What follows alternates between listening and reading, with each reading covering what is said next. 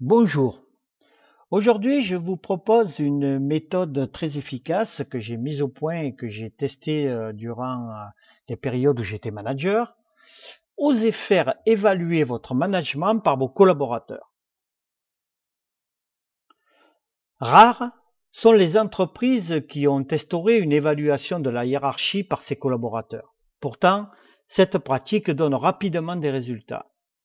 J'ai construit avec mes collaborateurs et les ressources humaines une démarche qui consistait à ce que chaque manager puisse avoir un retour trimestriel sur la qualité de son management. Lorsque j'ai informé ma direction de mon souhait d'aller dans cette démarche, j'étais seul à penser que ça pouvait marcher.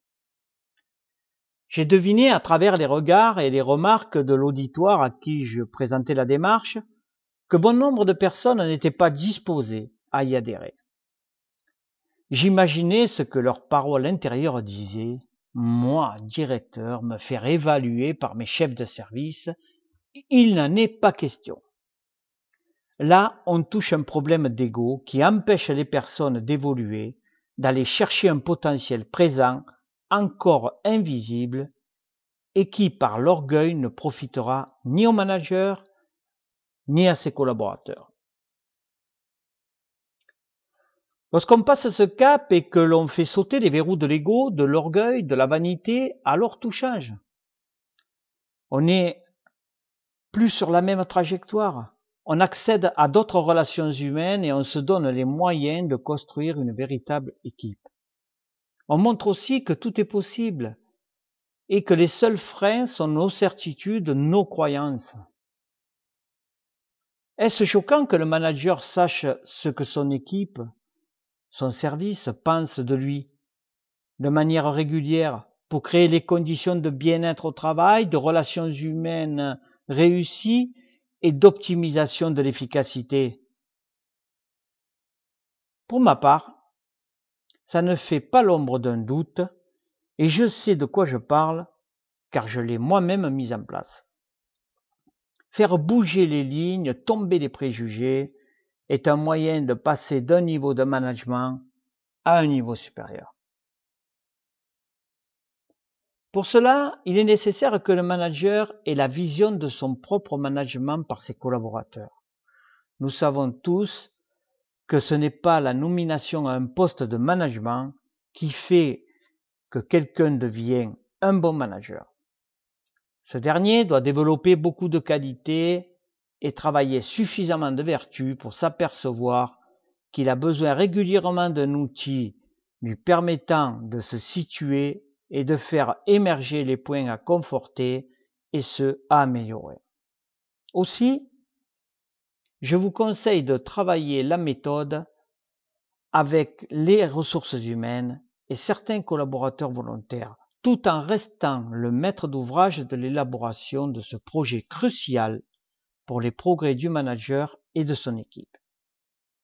Avant de mettre en place une méthode d'évaluation de la hiérarchie, il faut de la maturité et que l'équipe accepte d'évaluer son manager. Ce dernier a pour habitude d'évaluer ses collaborateurs, mais pas l'inverse. Par conséquent, il est nécessaire avant de se lancer dans ce projet, de le faire partager par l'ensemble du personnel et ceci au cours d'une réunion bien préparée avec les collaborateurs directs.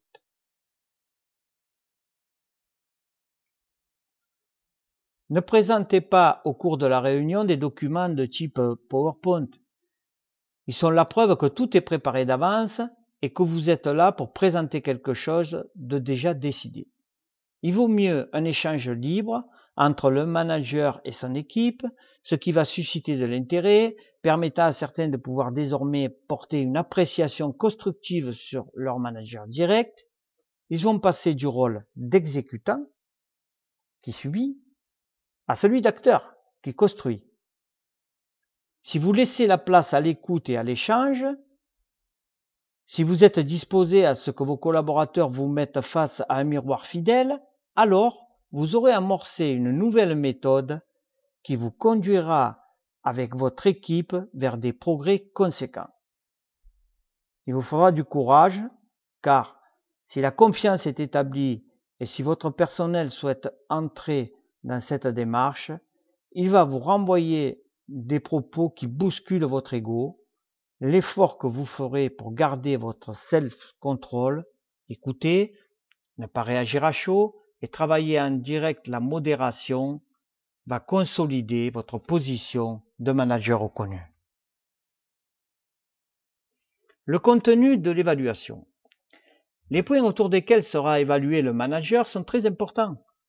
C'est pourquoi l'aide des ressources humaines est précieuse et doit permettre de trouver les thématiques et les termes justes qui y correspondent. Les thématiques qui vous sont présentées ci-dessous sont le fruit d'un travail collectif de la hiérarchie, de collaborateurs volontaires et des RH qui m'ont accompagné dans la démarche. La première partie concernait les relations individuelles, l'écoute, la disponibilité et les échanges. Ai-je ces qualités? Dois-je les améliorer? Comment me perçoivent mes collaborateurs sur ces points-là? Et la confiance aussi. Aller plus loin. Est-ce que je donne envie de se dépasser? Est-ce que je sais reconnaître et valoriser le travail qui est bien fait? Est-ce que j'aide à progresser, à développer des compétences? Est-ce que je donne du sens et que j'explique? Est-ce que je crée la cohésion d'équipe, du collectif, ou plutôt est-ce que je suis un individualiste? Tous ces points ont été étudiés. J'ai le souvenir d'un travail riche avec des échanges constructifs et la volonté partagée de se doter d'un outil efficace permettant de mettre en évidence les points forts et ceux à améliorer par les managers évalués. La présentation à l'équipe. Le contenu étant terminé, validé par les RH et l'ensemble des participants, il va devoir être présenté aux équipes. Il s'agit d'un exercice plus compliqué que le précédent car l'outil proposé est pour l'instant vide de matière. Il devra se remplir de remarques constructives et factuelles. Factuel est important pour bien comprendre. Afin que le manager puisse les interpréter facilement et mettre en place un plan d'action répondant aux améliorations nécessaires. L'idéal est que le projet soit présenté par un collaborateur ayant fait partie du groupe de travail qui a élaboré les documents. Il se sentira investi d'une mission importante et va créer le lien entre la hiérarchie et ses collègues de l'équipe. Nous avons procédé ainsi et constaté que cette méthode, appréciée de tous, a le mérite de montrer que le personnel associé à la démarche est réellement impliqué. Le collaborateur qui présente le projet devient acteur et porteur d'un message compris et accepté par les évaluateurs et les évalués. La fréquence de l'évaluation. Nous avons instauré une évaluation trimestrielle. Bon compromis pour laisser le temps au manager d'apporter les corrections nécessaires à son propre management. Il s'agit non seulement de changer certains comportements et pratiques, mais aussi de développer les qualités nécessaires pour souder une équipe, donner envie, aider au développement des compétences et créer de la confiance. Au bout de 3 mois, ce travail sur soi doit permettre d'appréhender des changements, signes d'une amélioration perçue par les collaborateurs, mais aussi de faire émerger les thèmes pas encore suffisamment travaillés. La méthodologie de l'évaluation. L'évaluation est le moment le plus important pour le responsable qui va se voir apprécié sur ses critères de management. Plusieurs possibilités sont offertes et toutes présentent des avantages et des inconvénients. Le manager peut demander à ses agents leurs préférences, mais ce qui me paraît indispensable, c'est de réaliser ce travail en équipe afin que chacun s'exprime et échange sur la perception de la thématique traitée. Nous avons testé 2 méthodes à la fin des réunions d'équipe avec la présence du manager et sans la présence du manager. La première, sans la présence du manager, consiste à laisser l'équipe dans la salle où s'est déroulée la réunion et de choisir un volontaire pour animer le débat et faire la synthèse des appréciations portées par le personnel. Il lui est demandé de noter l'appréciation validée par l'équipe, exemple manque d'écoute ou écoute insuffisante. En quelques mots inscrits sur le tableau destiné à l'évaluation, dans ce cas, les évaluateurs peuvent s'exprimer sans crainte de représailles. Si la crainte et la retenue persistent, c'est que le travail de confiance qui doit être fait en amont n'a pas atteint sa maturité et qu'il y a encore de la défiance. La confiance entre le manager et ses équipes est un pilier important du management. La seconde méthode est celle que j'ai personnellement pratiquée avec mes collaborateurs et qui nous a apporté beaucoup de satisfaction. L'évaluation directe avec ses collaborateurs, elle nécessite des étapes bien acquises par les acteurs de ce travail avant de se lancer dans la mise en pratique. Il faut de la confiance mutuelle, de l'intérêt pour chacun à entendre ses collègues et son responsable échanger sur les méthodes ou des comportements qui ne sont pas de nature à améliorer l'ambiance et à faciliter le travail. Les participants doivent être libérés de tout frein. Le manager doit être disposé à écouter et surtout entendre des remarques quelquefois blessantes mais importantes pour la suite. Lorsque ce cap est passé, le management vous paraît plus agréable et plus facile. Vous disposez d'un outil qui vous permettra de vous libérer et de trouver les clés de la réussite. Votre équipe se sentira bien. Elle ne craindra pas de faire part de ses idées et aura à cœur de devenir actrice du changement, car enfin les freins qui empêchent l'expression et l'épanouissement seront levés. Vous serez synchronisé avec votre équipe, le courant passera plus facilement et vous pourrez construire sereinement une équipe motivée et performante. Ne croyez pas que ceci soit uniquement des mots. C'est possible, nous l'avons fait avec mes collaborateurs et cela a parfaitement bien fonctionné. Être face à des collaborateurs qui vous évaluent vous transpose dans une dimension que vous ne pouvez imaginer.